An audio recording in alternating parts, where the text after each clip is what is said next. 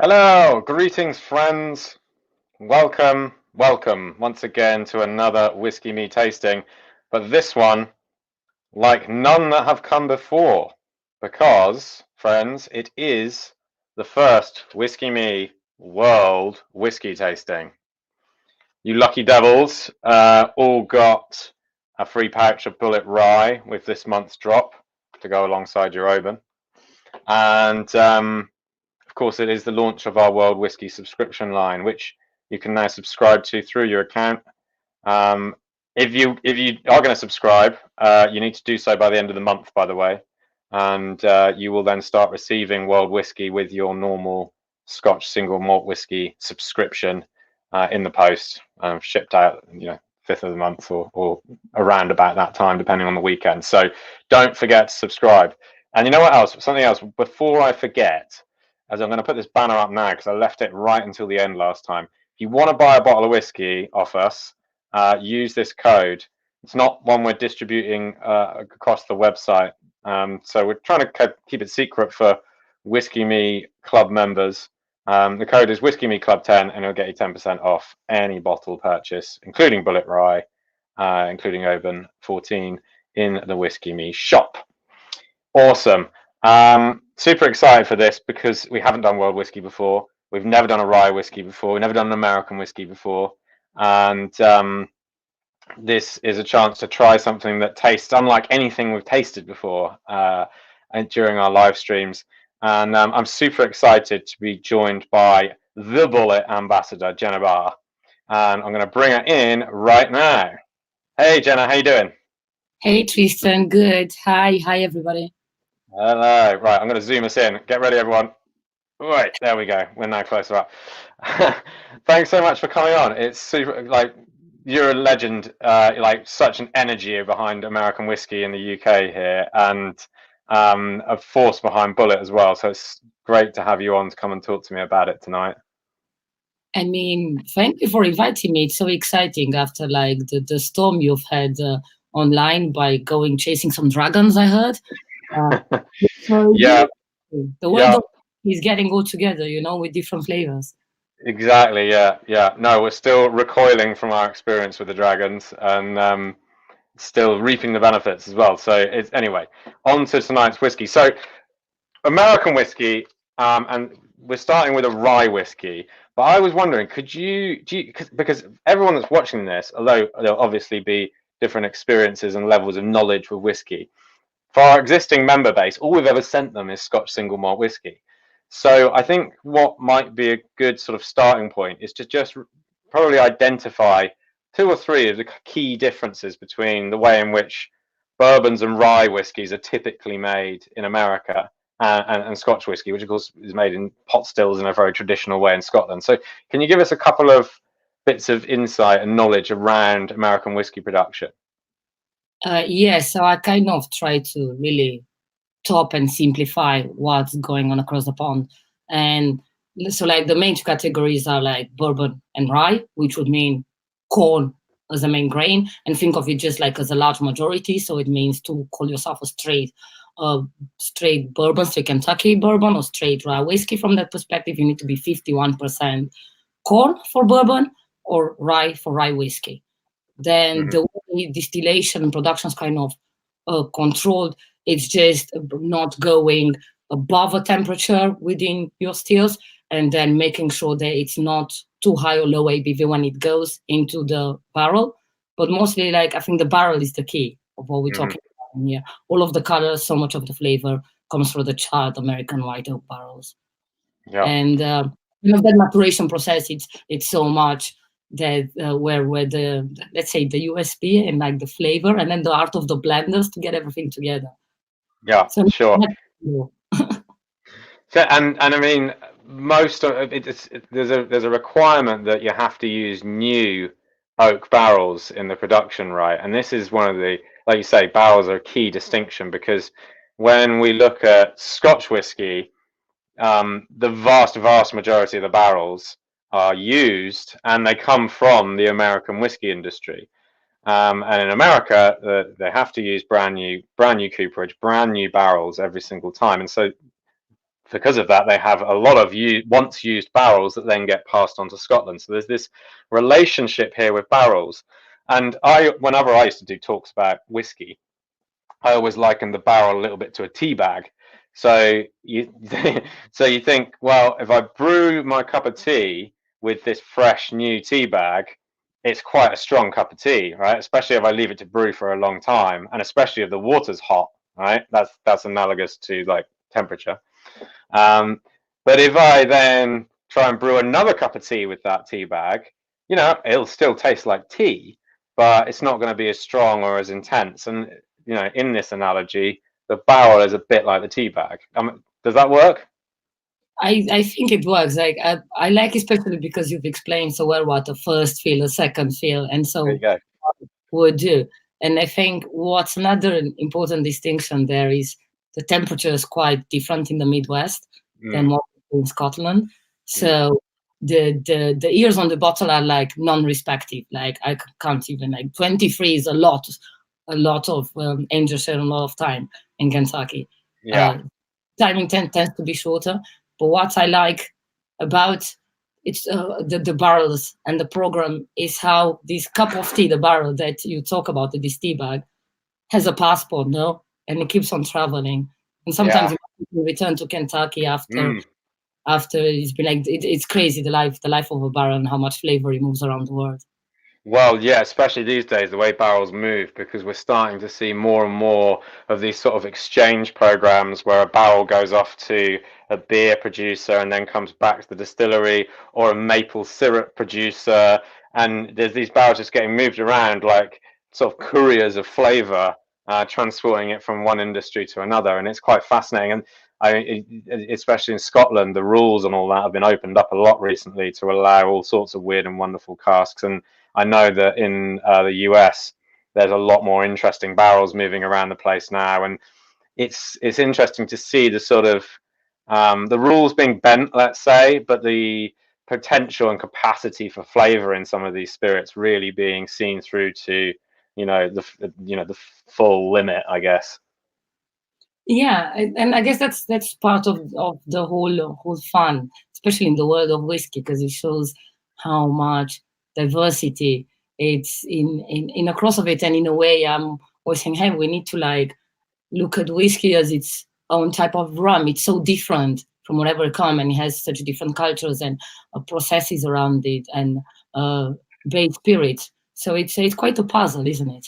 Yeah, it is. And I mean, base material, of course, plays into this massively. And we're talking about Bulleit rye today, and Bulleit also make a bourbon, as you say, corn based, and that has such a huge steer on the final flavor profile. Although the barrel has that huge imprint that it places on a spirit.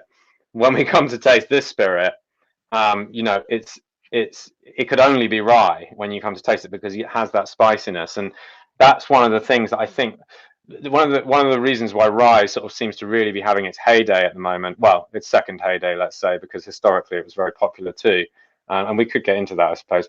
But it's got such a sort of potent, forceful, concentrated, and unique flavor to it that stands up well as a sipping liquid and appeals to people that like perhaps sort of more intense smoky malts, or like things like tequila or mezcal, or these strong concentrated flavors. But it also performs so well in cocktails too. It's been such a shift, Tristan, no? Into like everybody trying to discover more bold flavors rather that goes within peat, rather that goes within different like methods in agave distillates, rather that goes into people discovering more bitters and amaros. Yeah, And it's exactly. like a relentless pursuit for flavor and more flavor. Yeah, I mean, bartenders especially, I think, have become quite fixated with concentration of flavor, because once you find the concentrated flavor, you then like, cool, what do I do with this? How can I pair something with it, or manipulate it, or use it as a seasoning in this drink, or use it as a base in this drink? And also the other thing is, I think that there's not just for bartenders, but for anyone who's interested in spirits and their provenance, there's this sort of pursuit of purity as well. This sort of idea that I want to get the liquid at its most purest, most sort of unadulterated form. And that's where a product like Bulleit 95 Rye comes in, because it's made from 95% rye, which is pretty damn unusual for rye whiskey, right? I had somebody who's been old for 95 years. Yeah, so don't get confused. This is not 95 years old. Yeah, 95 is like the mash bill. So for me, when I look at base grains, I very much date with bread. Now I do like bread, and I like everything that's like bread, like fermented bread, which is beer, distilled fermented bread, which is whiskey, all connected in a. But I think when you taste wheat bread, like regular white bread, and you taste cornbread, and you taste rye bread, you can almost get like how the corn's gonna be like more sweet, more round. Yeah. And how the wheat has this like grainy, but very light, not even towards barley, but very open notes. That's why it's quite easy to build on it. But when you look at rye is quite spiky in flavors, more dense, more citrusy, almost according to how, like if it's a rye bread from Scandinavia or if it's from the Baltics, it can be even like spicy to a certain extent. So it's interesting how that connects with the whiskey. Yeah, it can have that. There is a certain acidity that can come through in rye bread that's, I find, quite pleasant, and certainly spice. Although, I mean, of course, a lot of rye breads are flavored as well as being made from rye. They've got things like molasses and caraway and all that kind of stuff in them to sort of, I guess, sort of accentuate some of that natural spice that's in there. But it's certainly one of my favorite cereals. Like, I've had some amazing ryes traveling around the United States, and there's some great rye producers in Europe as well now. It's a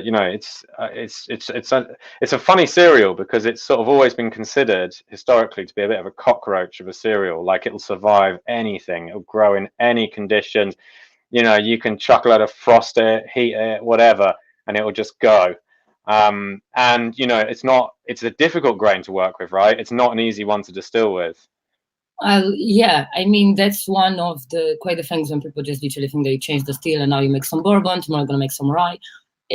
Rye is like fickle, as to say, it's just like very dense, it's tricky to ferment, and it expresses like different oils, that can stick to the equipment and like can gunk it up really. So when the mixing between, so those distilleries that don't have separate processes and might just close down, clean the bourbon operation, and then distill rye for, I don't know, a week, maximum 2 a year, as per demand, they need to like clean everything. So they just close and clean. That's why a lot of people do contract distilling within the rye. It's because it just makes so much sense. Yeah, you kind of need dedicated equipment, especially for it, or you need a dedicated distillery for it. So let's talk a little bit about where Bulleit Bourbon's made currently, and what's going on with that, and also where the rye is made, because there's 3 different distilling operations at play here. And for viewers at home, as you can see, I've once again executed incredible cartography skills, I think, in the production of this orange and white map that doesn't tell you a lot. But we're zoomed in on the state of Kentucky, with Tennessee down the bottom, Indiana up the top, and pointing here at a few sort of key locations. So Jenna, do you want to just talk us through these locations? Yeah, so we've got up in Indiana, the border of Kentucky, just by the Ohio River, we've got Lawrenceburg. That's where Bulleit rye is made. Then we have Shelbyville, which is not far away from like Louisville and the whole area. Again, on the Bourbon Kentucky Trail. Shelbyville's been opened in 2017. It started really like distilling. 2016 was like tests. So we're producing Bulleit in there. And then Lebanon, it's actually getting built. There's even like live videos seeing how things are advancing. It's a giant operation, really, really interesting, that is going to be like Diageo's first carbon neutral distillery and the biggest of its kind for like North America. Hopefully, we'll be starting having juice from there at the end of this year. Oh, amazing. So what, as in it'll be producing spirits at the end of this year. So, so Shelbyville, I guess the spirit coming from there must be just about ready for bottle if it's been going for sort of 5 years. That some of that must be getting blended in, I would think at this point, right? Yeah, yeah, it does. And I mean, that's quite an important thing, because although we do have in some markets in the States, we got like single barrel programs as well. It's a lot about the art of blending, and like MGP, which is like such a cool and interesting place, which I'm really happy we get to talk about. That's the distillery at Lawrenceburg, we should say, which makes the rye. So that's called MGP. Yeah. Yeah, very, very special sexy name, no? But it stands for like Midwest grain products. Yeah, I've actually been to that distillery, and I'll tell you, it's a huge, great distillery that's been around for decades, going way back to the sort of post-prohibition era. 70 And calculated. yeah, and it's they produce a number of different whiskies there, including bourbons as well. But they're sort of really famous for these rye whiskies they make, and especially high rye content ryes, and that's where Bulleit rye comes from. Yeah, delicious.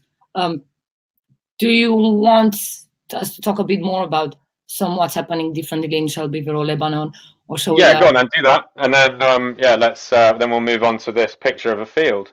But yeah, go on, talk a little bit about the difference. Yeah. Yeah, I mean, what's quite interesting is what happens when you're contracting and you get your whiskey, and then as you start a business and then the volume increases, there's more clarity into your business model and what's needed. So then you build yourself a distillery, you know. But then Yep.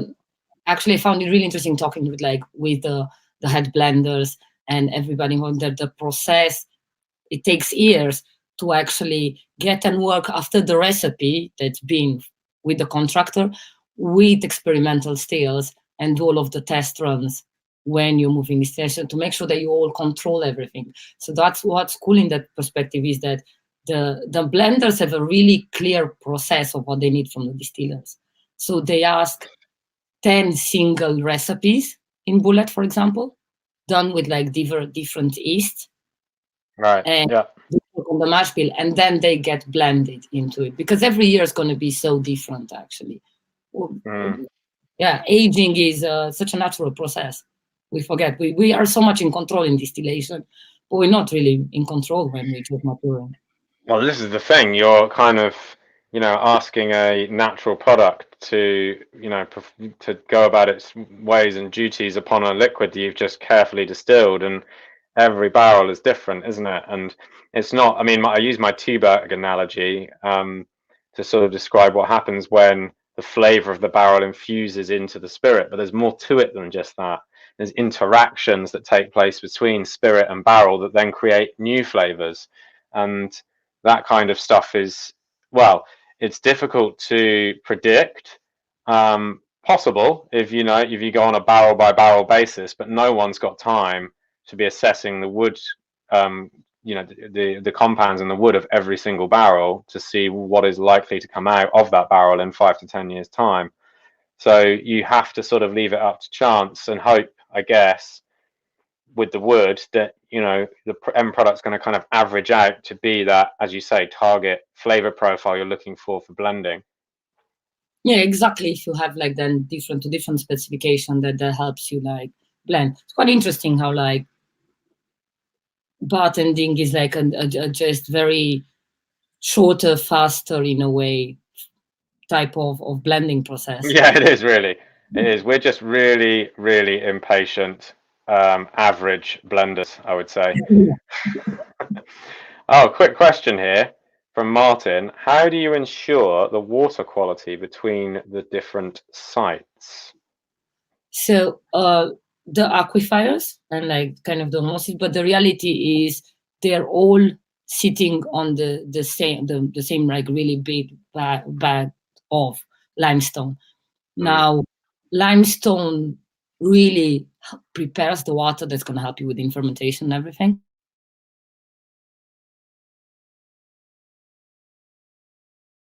Oh, the biggest. Did you know that the biggest cave in the world is actually in Kentucky? Because limestone is a rock. Yeah, I didn't know that, but I have seen some sort of topographic, or sort of cross-sectional pictures of Kentucky before, and it is sort of almost unnatural how much water it's sitting on top of that state. It's basically just sat on top of a load of caves full of water. That whole place. Another cool thing is, like, at some point I've looked at juxtaposing some things, Detective Jenna Ba, and most of the big, so like Kentucky is really known for like the Derby, in which, like, I don't know, 100,000 mean juleps get drunk for a sport that lasts 3 minutes or something. Very hot. Yeah.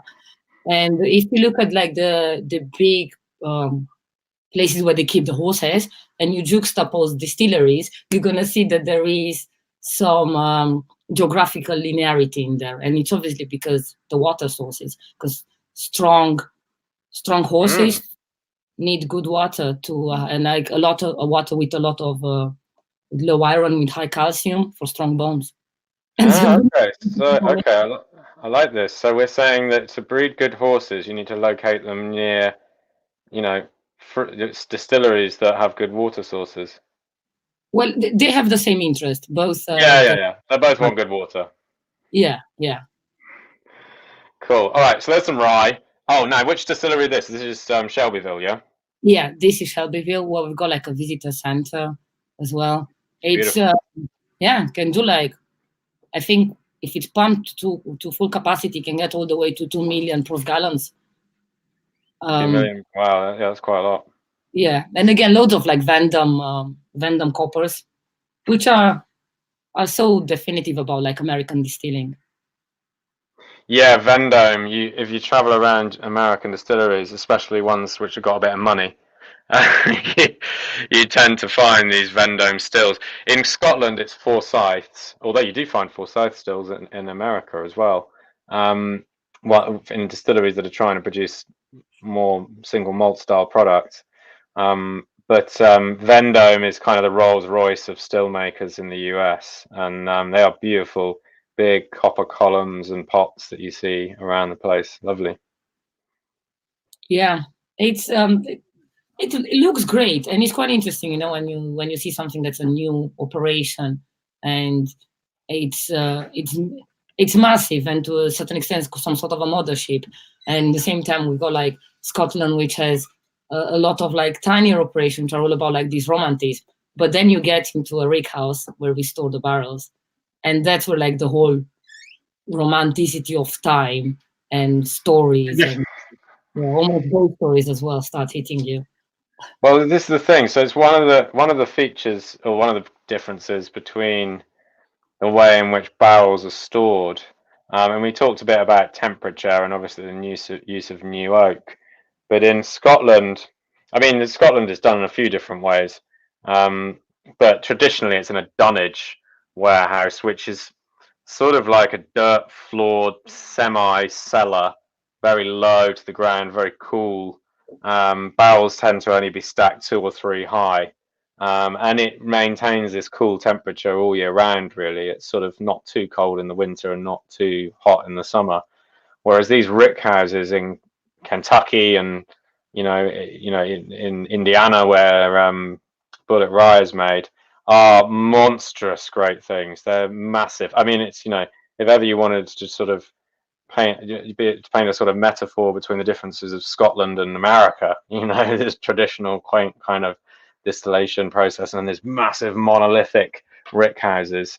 You can see it there in the way in which they store barrels. And they get so hot, it gets so hot inside these places, right? Yeah, and creaky and sounds, and that's the smell of like whiskey bacteria, as to say, everything that grows, and actually you can smell the yeast at work as well.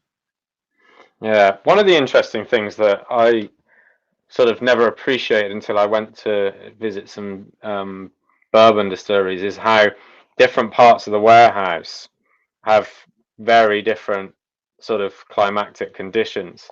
So you might find that, like, up the top, it's at the top on the south side of the warehouse, it's crazy hot, and the sun's just beating down on the side of the warehouse, which are often made out of steel, and it's like a kind of griddle or grill, just grilling these barrels and heating them up.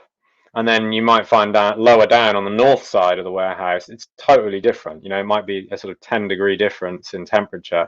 And not only that, but the humidity will be different as well. So it will affect what evaporates out of the barrel, and ultimately affect the ABV of the spirit. So you have these incredible differences from one part of the warehouse to another. Yeah, and I think the term like honey barrel. But yeah, and that's where it comes, because to a certain extent there are these like other lucky people in our industry who get to like do all the organoleptic analysis and taste different barrels, and they can sometimes depict and say, hey, wait, these barrels in this corner here, and it has a lot to do with like geography and weather and location within the storehouse, the rig house. And they're like, okay, we just found a couple of barrels that are just like extraordinary. Now they might just be left more into the location or looked up, because that's how we got even like on Bulleit Rye. We have in the States, we have a Bulleit Rye 12 years old. Yeah. Normally so the flagship 95 might be which it's an average of like 5-6 years. Mm-hmm. And I don't know if you've noticed that, but sometimes when you're tasting rye whiskies, it's almost like with age, there is a bit, you can't really find 8 years old on the market generally. Like on average, they tend to be a bit coarse and very overwoody. Yeah. And the youngest ones tend to be much more like kind of bold and in the flavor profile that really fits well for a peppery, like bold, spicy style. Yeah. Yeah. And then after 10 years, again, it starts to like really find its gears. So yeah, rye is quite an interesting beast. So you're saying there's sort of like a valley there between, say, 6 and 10 years where it's not great, but before that and after that, it's really good. Yeah, I've tasted ryes that are like 4, and normally people run from like 4-year-old bourbons, but in rye it sits really, really well. Yeah, yeah. I mean, what the thing is I think when you've got a good base material and like a good white dog or new make, an unaged spirit, you don't want to impression too much wood on it, because then you're going to lose that character, and it becomes sort of more generic tasting. I mean, if you age any spirit long enough, they'll eventually all taste the same, because you'll just slowly subdue that distillery character over enough time. And you might like the taste of it because you like the taste of wood, but what you won't be tasting is the sort of true nature of that distillery. So, and I think especially in hotter climates, it's important to recognize that when you're buying spirits and say, well, look, what's the happy balance to be had here? Is it 10 years or 12 years or 15 years as it is in Scotland, thereabouts?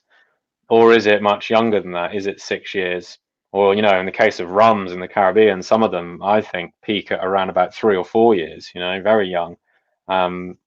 So it is interesting to see these maturation effects and assess them for how they balance with distillery character.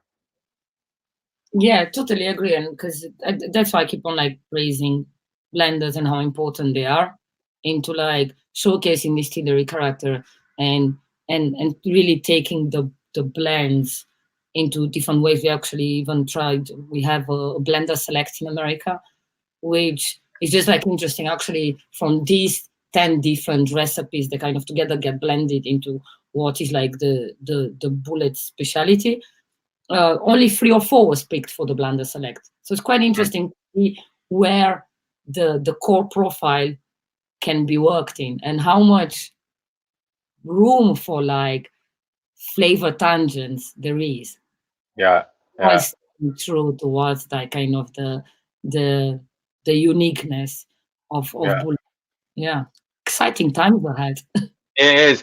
Do you know what? Again, this is one of the reasons why I think single barrel programs in the US are often more interesting than ones in well, Scotland or other producing countries, because as we mentioned already, there can be such a deviation in style from one cask to another based on warehouse location, whatever, all these different factors.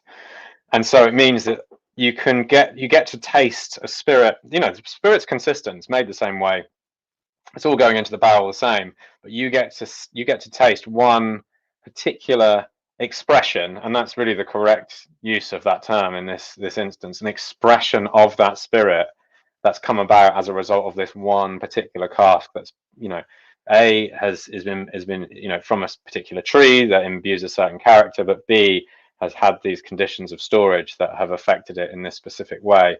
And so it's a really exciting thing, trying different single barrels from the same producer, and total treat as well if you happen to be visiting a distillery and you get to go into the rick house and sample straight from the casks and see all the differences.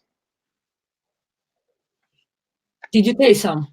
I've tasted some. I tasted some before we even started. So let's have a little tasting of it. And guys, we've got some comments already because some of you couldn't hold back. But Jenna, do you want to just, talk us through a little bit about what rye is bringing to this glass of whiskey and the flavors and everything, and we'll have a little taste and a smell. Right. So, it's at 45 ABV, so there's always going to what's great about it is that it just brings a lot of flavor up on nose, and I'm so quintessentially rye. Bit herbally. Initially, when I always smell it first before I let it almost breathe a gentle bit, I'm oh, it's got this botanicalness into it. What those minty, licorice, eucalyptus kind of notes? Yeah, totally.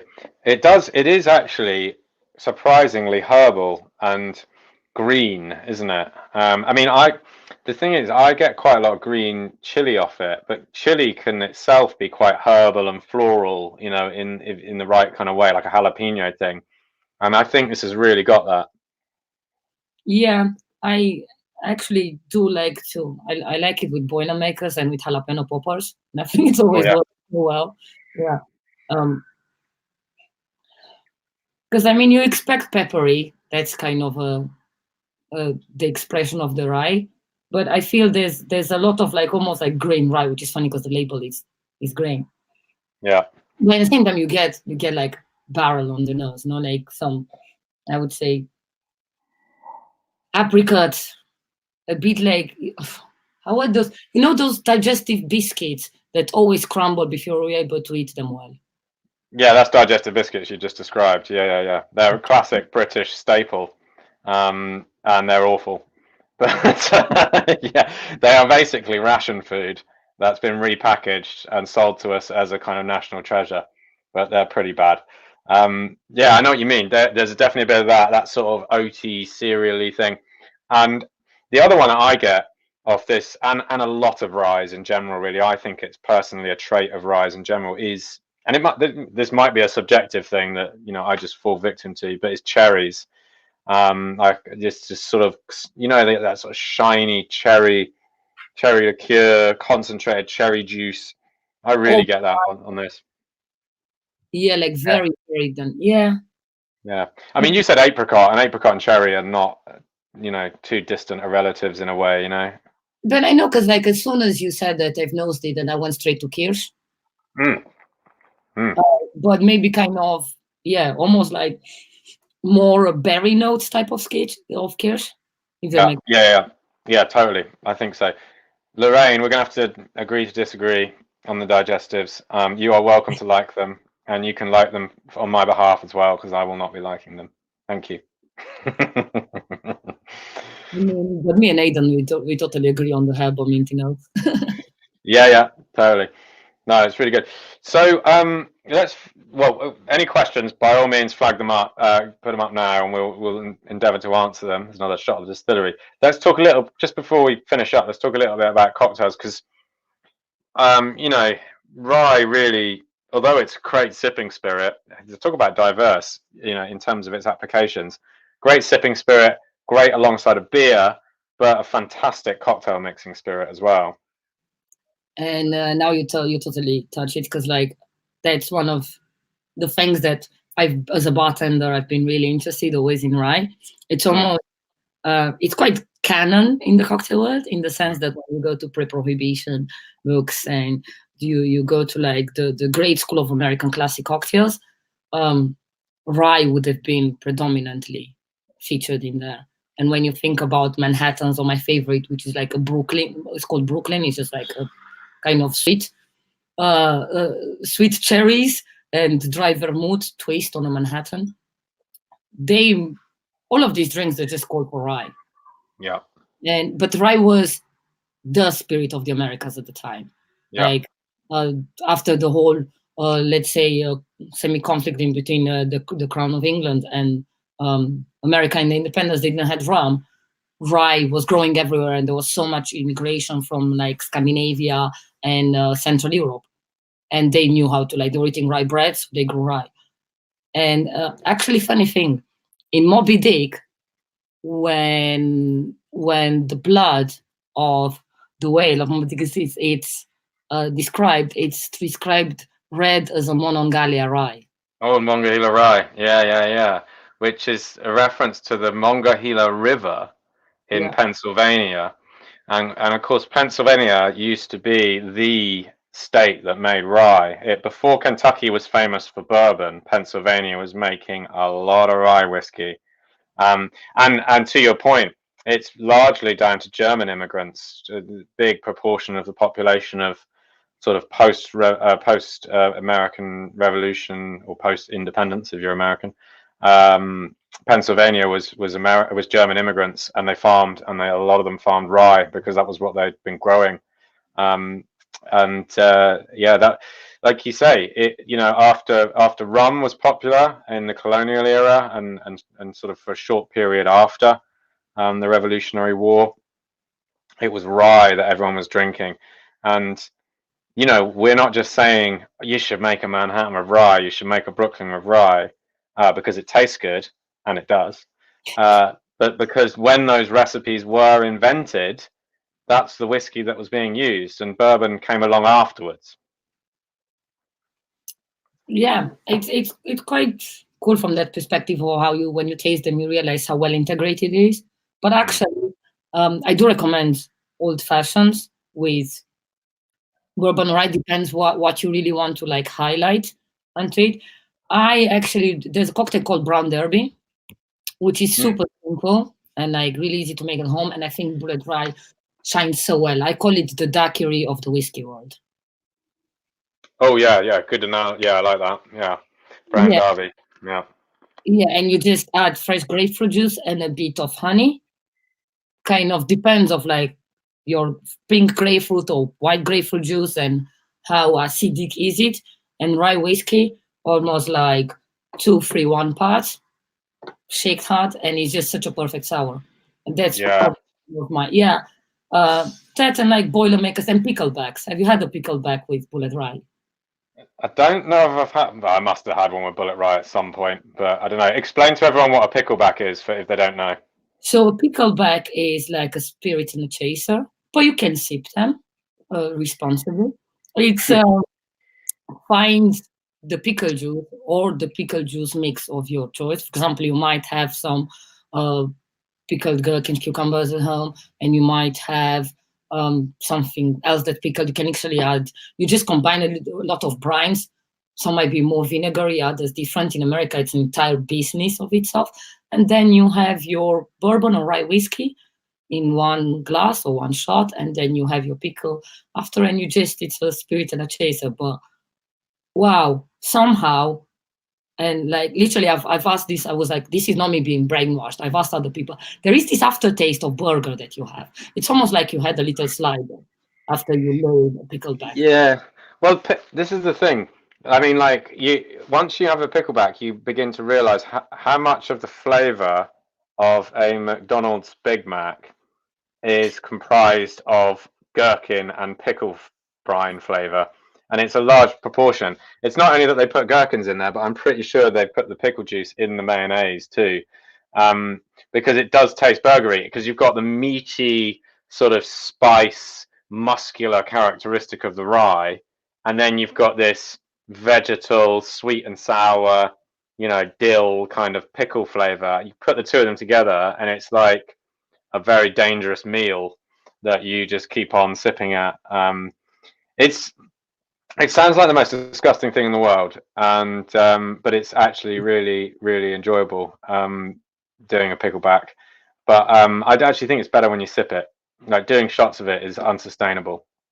I agree. It's all about like tasting, and it's just such a discovery process, and you can always like have a little of bit like even pickles in the process. But I think what I'm really happy is that Thomas actually got that there are these like, I think Thomas, I call them dill pickle notes that there are in rye by itself, and I quite like it when we have to like throw a tasting note but talk about something else in a way, and then it's like, oh yeah, I get that the note exists in there as well. Yeah, I captured the dill pickle in the rye. Daniel Phillips has confirmed for us that there are gherkins and dill in the Big Mac sauce, as I suspected. Sounds like a man who's worked at McDonald's. Actually, going back, Simon asked best old-fashioned recipe for Bulleit. Now, I'll tell you what, I'll give one for Bulleit Rye if you want to give one for Bulleit Bourbon. So if you're going to do it with a rye, I think what you should do is get a jar of really good quality cherries, like proper maraschino cherries. I think Luxardo do jars of them that are pretty good. But like the better the quality, the better this drink's going to turn out. And instead of using sugar in your old fashioned, use the juice, like the syrup from that jar. Stir that down with your favorite bitters. Angostura is probably fine. And then garnish with a cherry, and you're done. That would be my choice old fashioned with Bulleit Rye. What would you do with the bourbon, Jenna?